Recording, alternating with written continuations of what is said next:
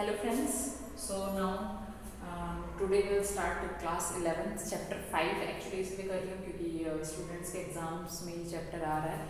First of all happy new year once again to all of the student. वैसे बहुत मैं बोल चुकी हूँ, ठीक है. तो मॉर्फोलॉजी इन फ्लावरिंग प्लांट्स जैसे आप पहले भी ऑलरेडी सेकंड चैप्टर में डिवीजन पढ़ चुके हैं, also known as angiosperms.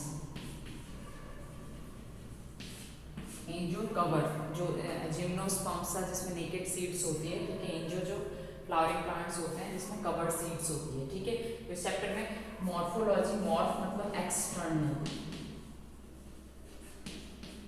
Okay, logy study, तो स्टडी ऑफ एक्सटर्नल स्ट्रक्चर. तो ये जो चैप्टर है इसमें सिर्फ एक्सटर्नल स्ट्रक्चर की ही स्टडी है.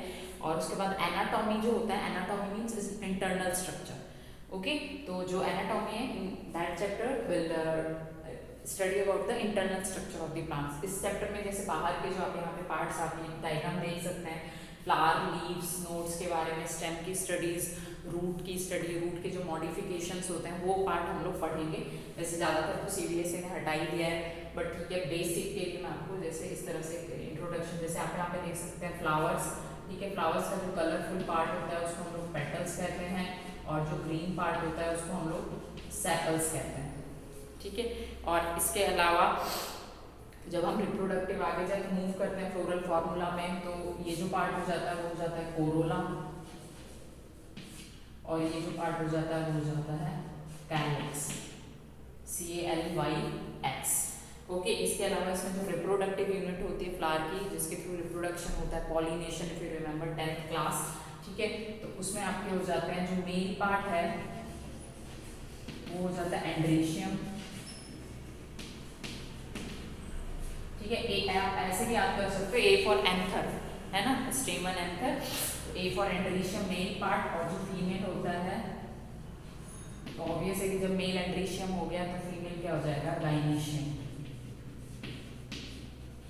ठीक है. इसके अलावा अगर आपको 4th चैप्टर में एनिमल किंगडम में याद है सिमेट्री, तो यहाँ भी सिमेट्री होगी फ्लावर्स की, कि रेडियल सिमेट्री है, जाइगोमॉर्फिक और एक्टिनोमॉर्फिक, रेडियल और बाइलेटरल.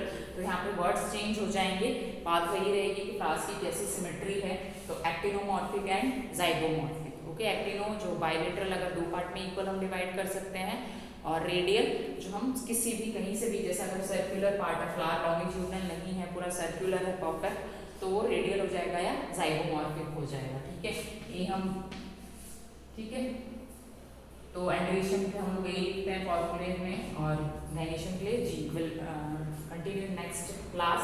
फर्स्ट ऑफ ऑल हम पार्ट्स देख लेते हैं, जहां से जिस स्टेम से पर्टिकुलर लीव्स का पार्ट आता है, ओके. सो लीव्स का पार्ट आता है उसको हम लोग नोड बोलते हैं, और जो दो पर्टिकुलर नोड के बीच में जो स्पेस होता है उसको हम लोग बोलते हैं इंटरनोड, ओके. लीव्स आपको पता है, लीफ के अंदर फिर ये जो वेन्स, फिर वेनलेट्स, इस तरह से कि स्टेम, फिर नीचे आप देख सकते हैं मैंने प्राइमरी रूट बनाया हुआ है, क्योंकि जो यूजुअली फ्लावरिंग प्लांट्स होते हैं उसमें प्राइमरी रूट्स ही होते हैं, सॉरी टैप रूट सिस्टम है ना. दो टाइप के रूट सिस्टम होते हैं, एक होता है फाइब्रस, एक होता है टैप रूट सिस्टम. तो इस तरह से होता है आपका, जो फाइब्रस होता है वो डायरेक्टली, उसमें प्राइमरी सेकेंडरी अलग से डिवीजन नहीं होता, डायरेक्टली वहाँ पे बहुत सारे रूट्स होते हैं. जबकि टैप रूट सिस्टम में एक मेन रूट होता है, ठीक है. फिर मेन रूट वापस मतलब प्राइमरी रूट बोलते हैं, जिसको फिर सेकेंडरी में ग्रो करता है, फिर सेकेंडरी टर्शियरी में ग्रो करता है.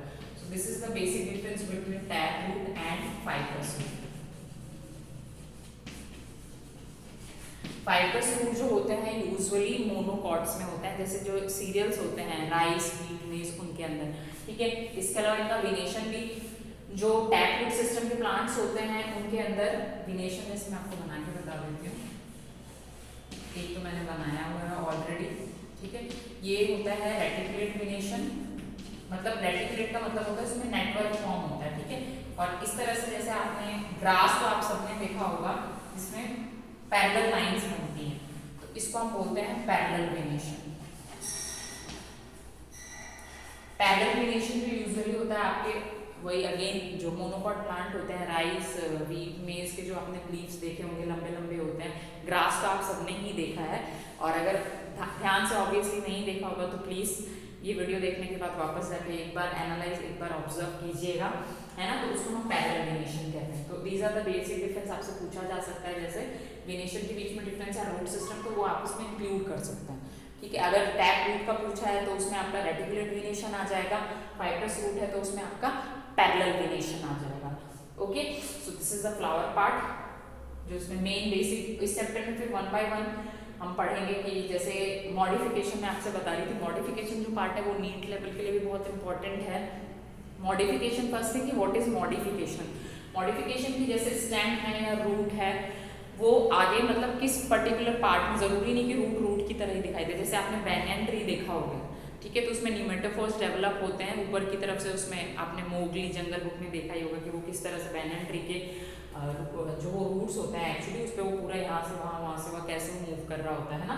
सो इसी तरह जैसे अलग अलग होते हैं। फॉर एग्जांपल आपका कैक्टस, जैसे राजस्थान में तो वो कैक्टस जिसको हम ओपनशिया भी बोलते हैं, साइंटिफिक जो नेम है,